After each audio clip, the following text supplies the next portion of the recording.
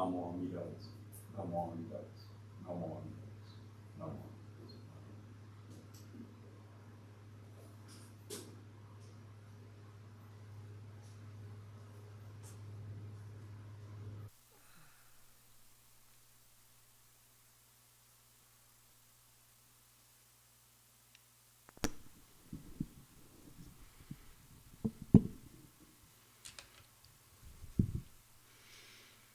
Good morning. Welcome to today's family service. My name is Doug Dorr, and I'll be the chairperson today. We will begin this morning's service with Sambujo on pages 24 and 25.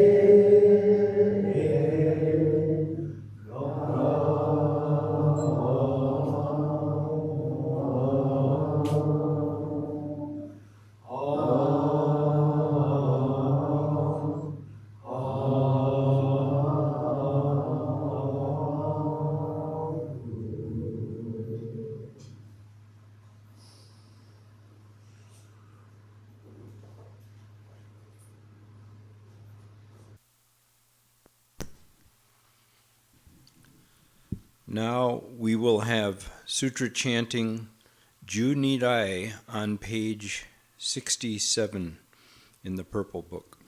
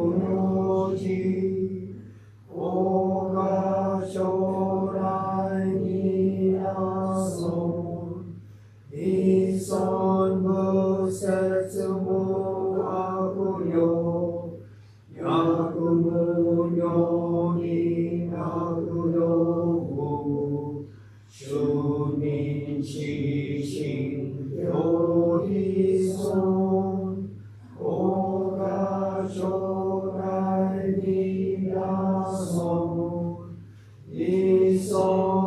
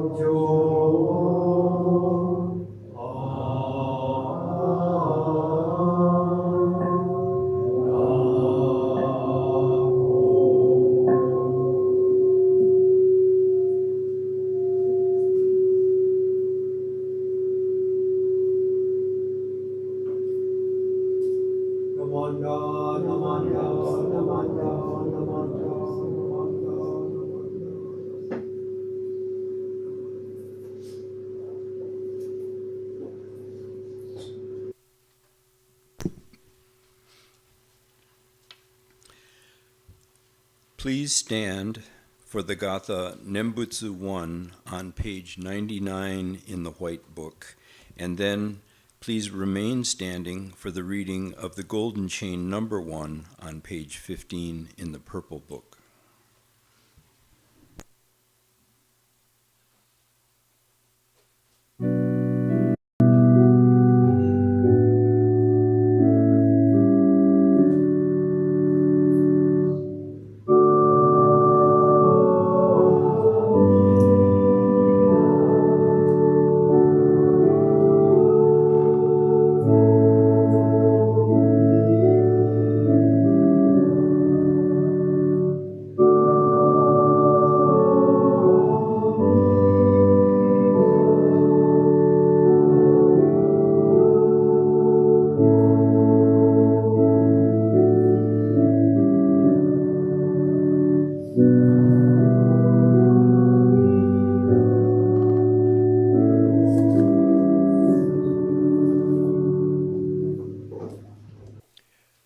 Switch Books, page 15, Golden Chain number 1. I am a link in Amida's golden chain of love that stretches around the world.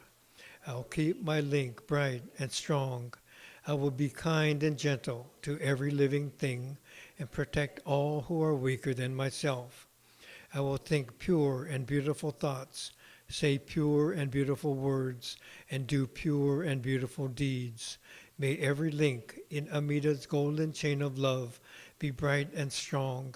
May we all attain perfect peace. Namo Amida Butsu.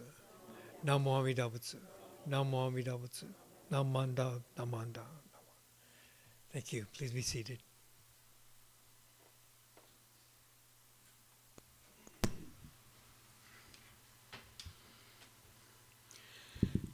Now, Reverend Fujimoto will share a Dharma message with us.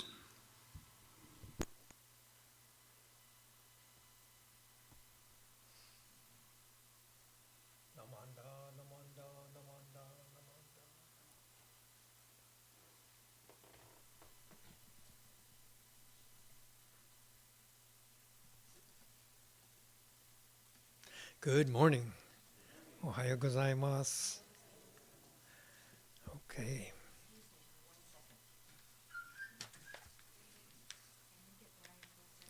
You could just work on it. We don't need it for a while.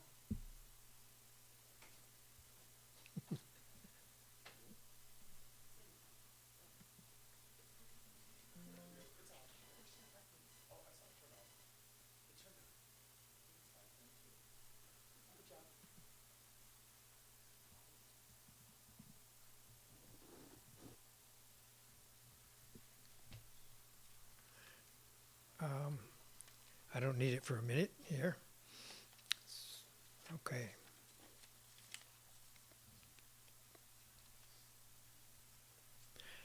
Please join me in Gassho.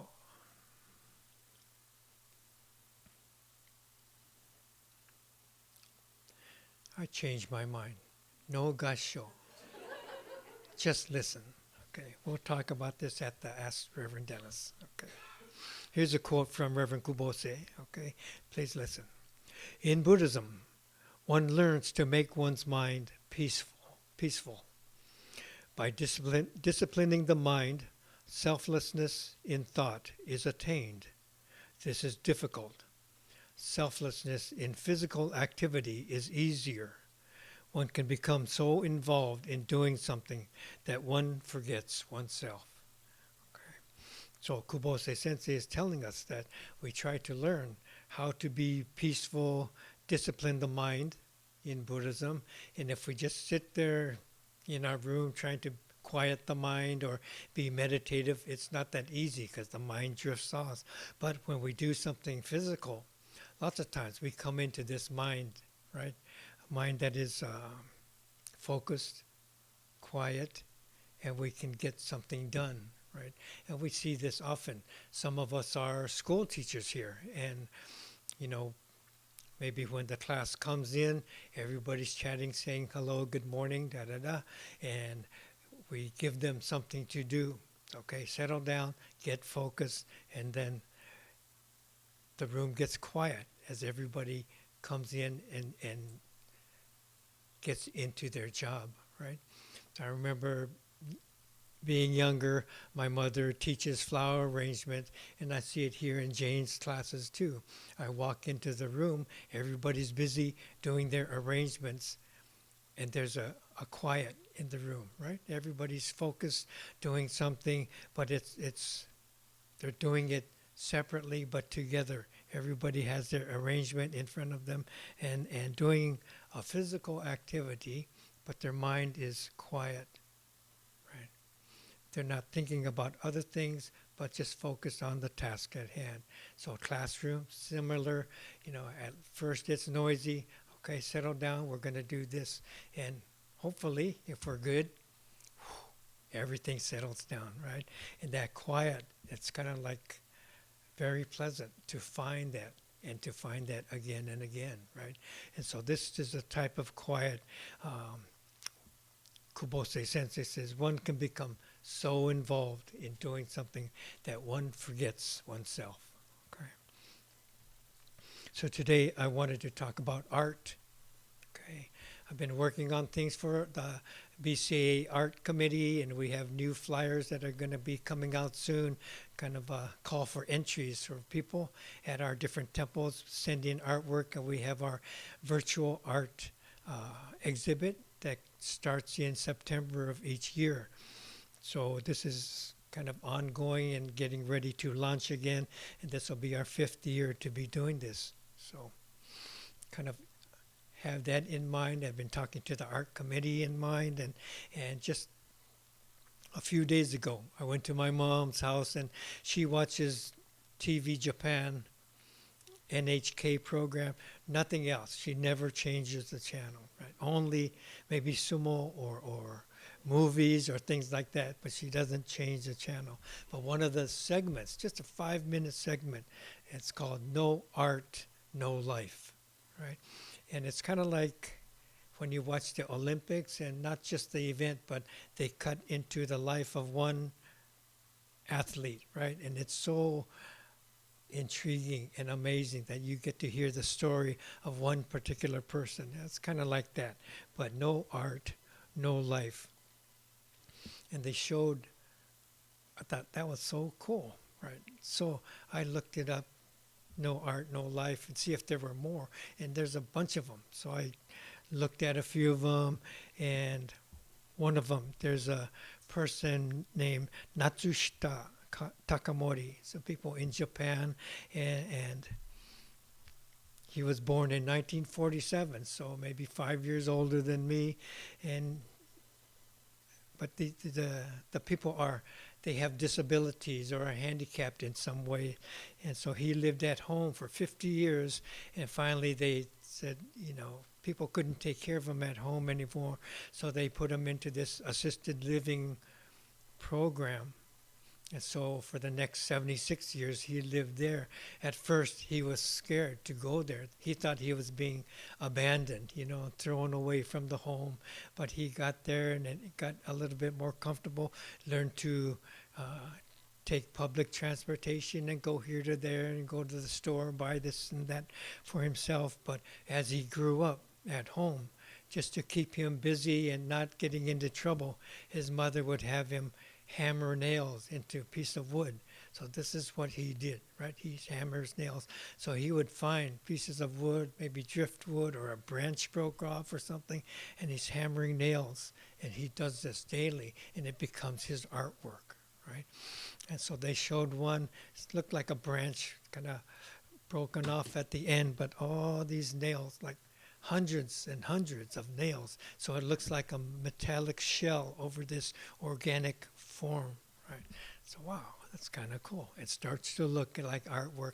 He hammers it in maybe 1/3 of the way through, and then he smashes it down sideways. So there's a lot of metal showing different places where the nail was bent, but just nails, nothing else. It's just lining this branch. So wow. And looking at it, and he's just smiling the whole time, just so happy to be doing this. Always, always smiling. Another young lady, Miyazawa Sachiko, and they're saying she paints with her whole body, and they bring her into the center. There's other people working their art too, and they bring her different paints. What colors would you like to work on today? And she selects, and she has paint everywhere, and as she's painting, she's touching her face. There's paint in her mouth. There's paint just everywhere, but she's just smiling and happy creating this thing. And they have all her works, like they'll do one piece of paper and they'll show. This is last week, last month, last year, and showing all these things and this creation that she's able to make, happily doing all these works. Just beautiful. Another person, Kamogawa Naomi, and she was doing knitting with all these really colorful things. She would make hats, kind of goofy hats that you might wear to a costume party or something, and just patches and all knitted, and she'd show them, and she gave them to people. So they put them on their T-shirts, showing her artwork and kind of supporting each other, and other cutting into her life and enjoying the situation there at the center, and all the people are dancing together and smiling, and they're just happy, very happy. Okay. And one final person in this No Art, No Life segment, Shitohaku Suguru, and he was into drawing escalators. So they would show him, and he's walking down the hall or down some stairs, and he had real difficulty, maybe like a palsy, or he didn't have muscular control so much, so he would bend and walk difficultly, and he was doing this. And so maybe just my own thought that escalators give him a sense of freedom and ease, how he would like to move, but he couldn't. And so he would be enchanted by these escalators, and his father would take him.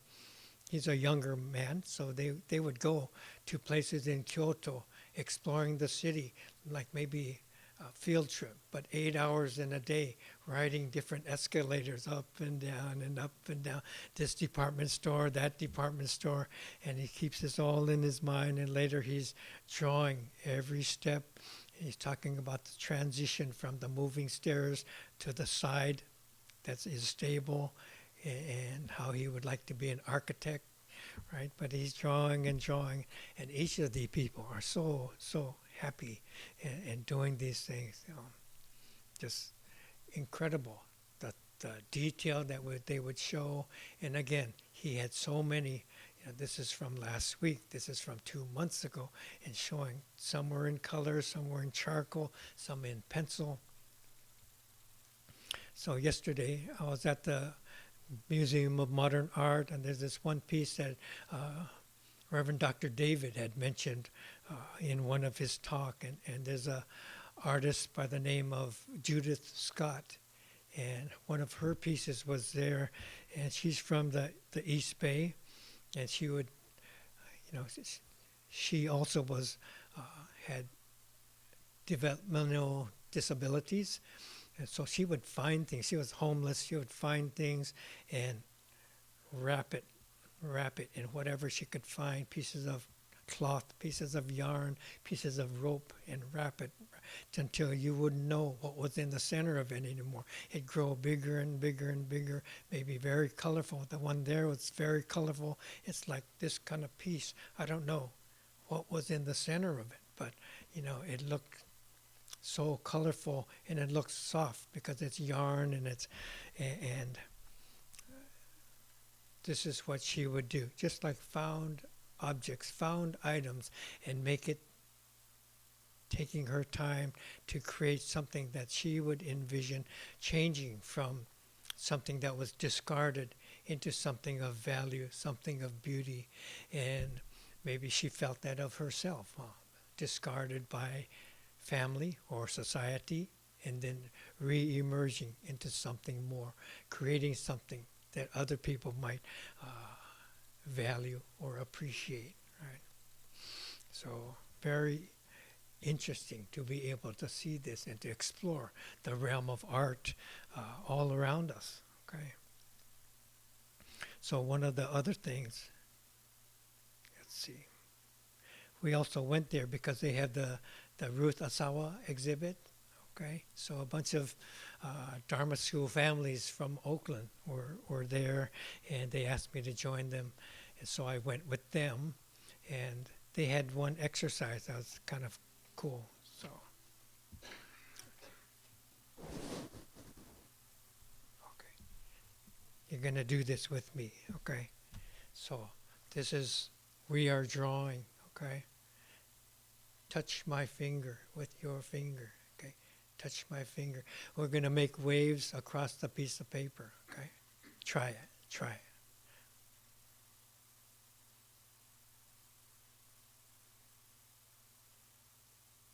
Okay, I can't reach any further. Okay, breathe, breathe. Breathe in, breathe out. We're going to do it again a few times. Okay, here we go. Touch my finger, breathe in, breathe out.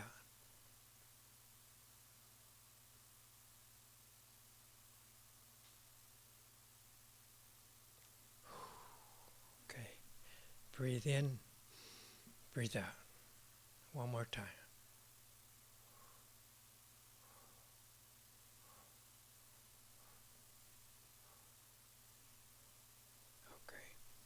It's kind of like when we chant, there's rhythmic breathing, doing something. Okay, so now we're going to make loops. Okay, loops across the page. Breathe in, breathe out.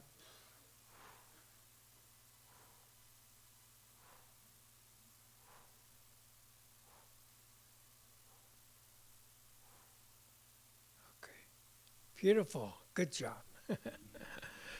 Breathe in, breathe out. Again.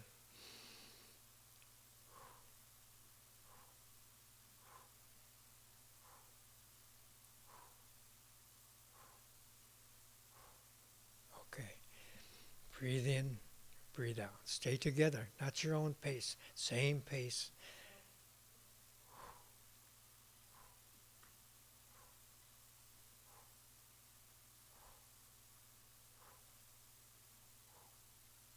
Okay, very good.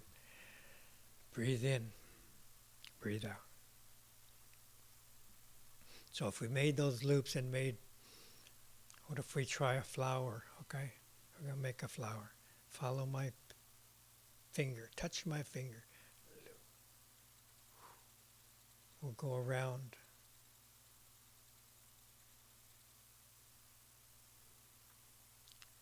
We need more petals.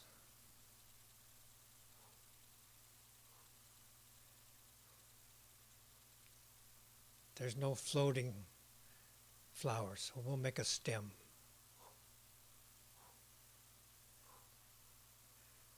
It's too thin.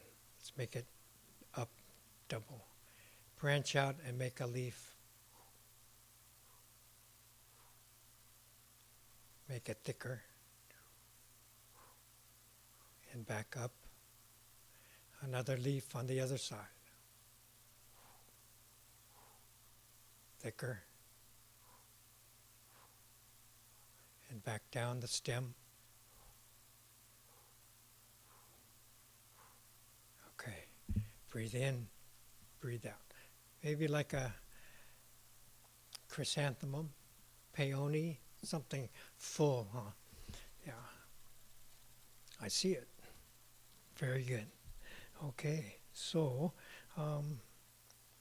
we did this before we went to see the exhibit, and many of you are familiar with Ruth Asawa's artwork with the knitted wire, and she makes these hangings, bulbous hangings. And I remember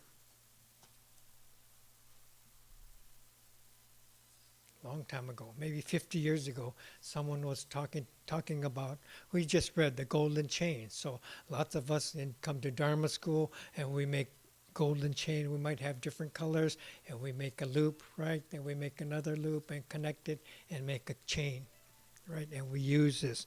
So easy to make golden chain, right? So someone told me, that it's a Mobius. If you twist it once and then you make this twisted form, right?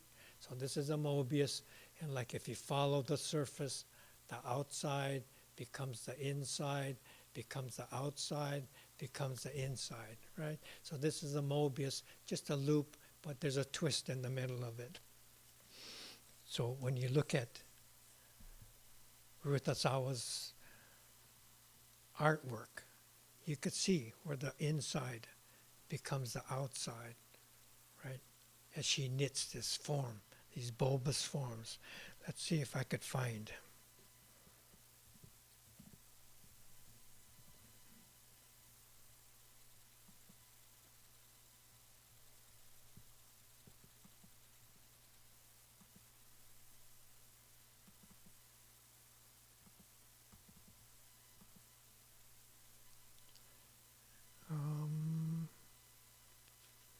I can see it, and it's beautiful. You cannot. It should be appearing soon.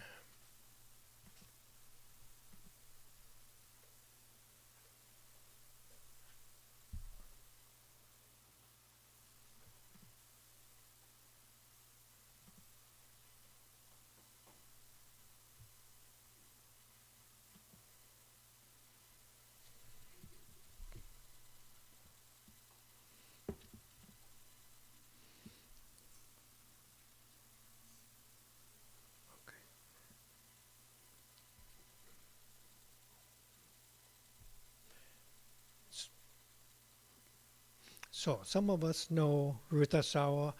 She's was part of the Bay Area for a long time. She has sculptures, fountains at Japantown in San Francisco and Union Square and Ghirardelli Square, and really known for working with young people, inviting them to do these collaborations with her. And so incredible. She's always this type of person, welcoming people in. Why don't you try this, and she would include their work into her overall work. So she did some really nice things.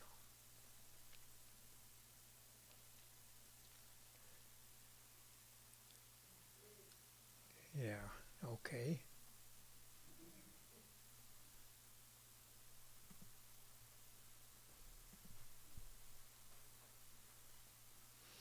So you could see the different surfaces. You even look at the shadow, right? You can see the shadow, and the shadow is just as much a piece of the art as the actual form. So through the knitting, it's not solid, but the light plays through it, and you can see the different density. There's a small sphere in the bottom there, and so that would be looking through 3 layers of this knitted wire, and then 2 layers and 1 layer. And so you see all these different shadows and images through how deep she decides to make it. But as she's making it, she's into this mind of no self, right? And when you see the work, you can sense her mind of no self. You can feel that, right? So I encourage you to go and view that, but other art as well. You can envision and imagine what the artist is going through and settle into. Share just a part of their mind as they went through some of these things, and appreciate and enjoy the beauty of it. Okay, so one of the things that Ruth wrote was that my curiosity was aroused by the idea of giving structural form to the images in my drawings. These forms come from observing plants, the spiral shell of a snail, seeing light through insect wings, watching spiders repair their webs in the early morning, seeing the sun through the droplets of water suspended from the tips of pine needles. So all these images are all around us. As you look at the net, maybe something, Indra's net, we talk about all the time.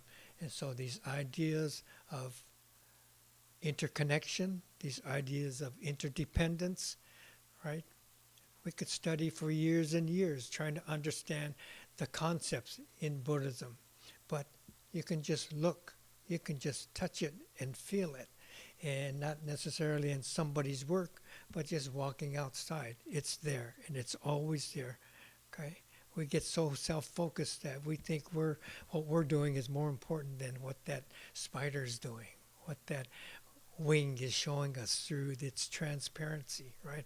So we have this self-centered perspective, and Buddhism is just saying, if you get beyond that, you can see this brilliant, beautiful realm, this enlightened realm, and it's always there.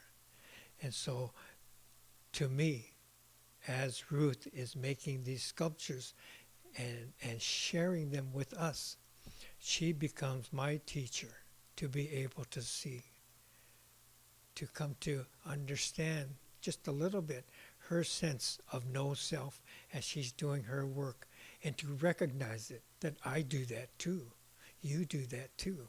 Right?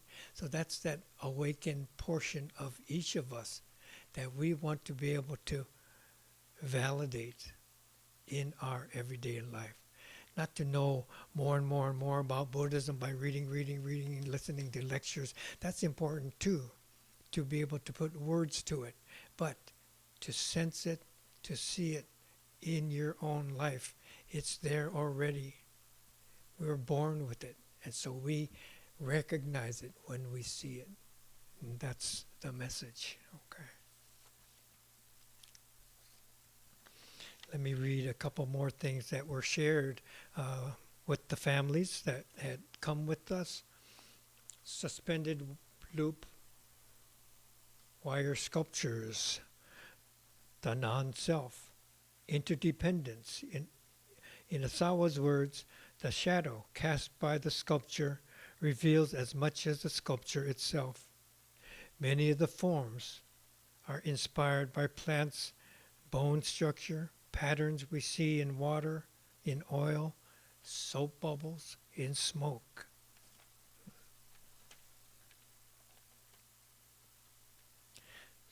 Some of them I would see and think of, I would be reminded of sea urchins that we see when we go to Half Moon Bay, or sand dollars and things like this that we would find. The negative space inside and outside the form, the space between the wire loops, and even the shadow play just as big a part of our experience as the wire sculpture itself. This relates to the Buddhist idea of the non-self, where our own individual existence is largely due to the efforts of others.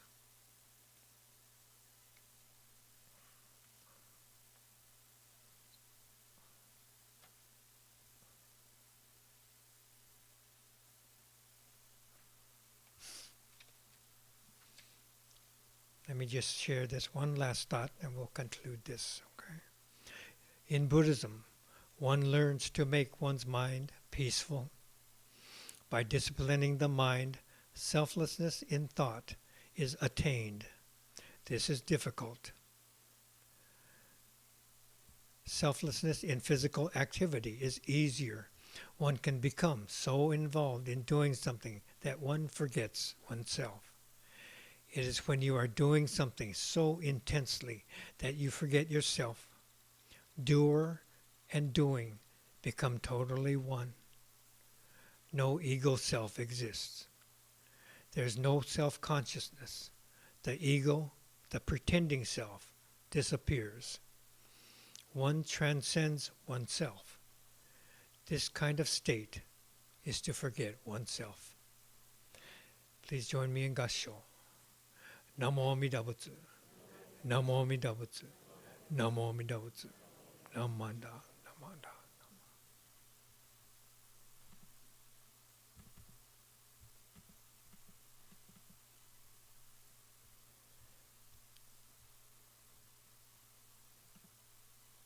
Now I can't get rid of it.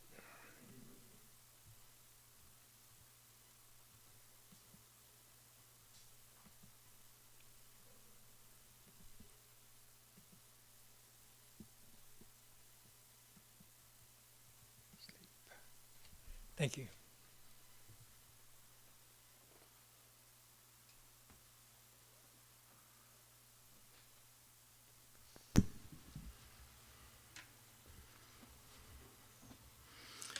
Thank you, Sensei, for your Dharma message. Please stand for the Gatha, May Peace Prevail, in the White Book on page 89 and 90.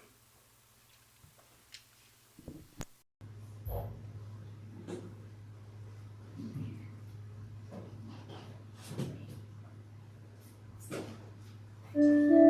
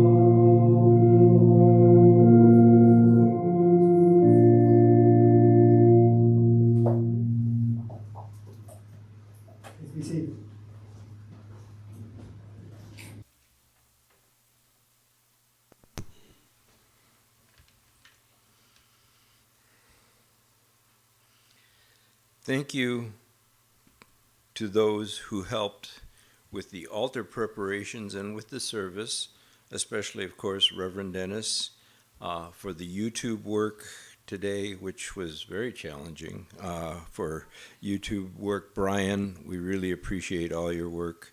Altar Flowers, Jane, and of course, Lenny for playing the organ, and to all of those who brought refreshments. I think I saw some chashu bao in there.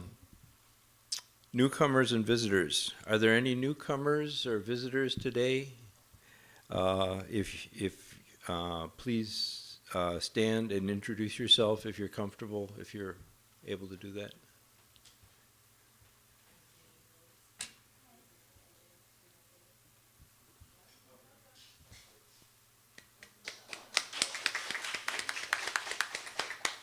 Thank you. Thank you for coming, and welcome for coming today. Some announcements. Next Sunday, August 3rd, will be the Shotsuki monthly memorial service, and also we do the atomic bomb memorial at that point. And usually we do the display of 1,000 cranes, the tsuru, the beautiful folded origami cranes on the temple gate. So that should be somehow incorporated on August 3rd. On Sunday, August 10th, we do Shocho Ki, the Bishop's Memorial. This service is to acknowledge the lives and the efforts of the past bishops of the Buddhist churches of America. Also, it's Renryo Shonin Memorial and Birthday Sunday. That's August 10th.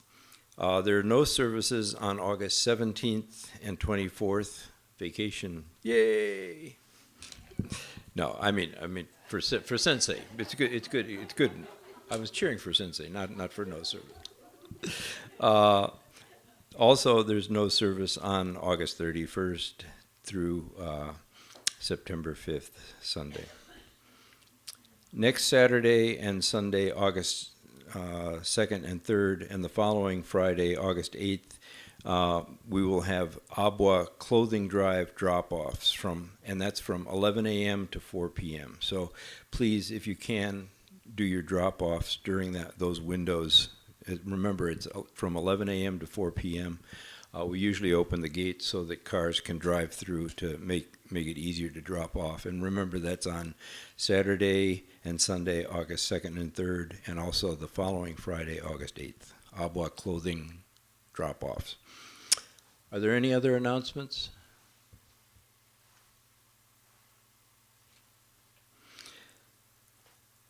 That concludes today's service, regular service, but now we're going to segue to ask Reverend Dennis.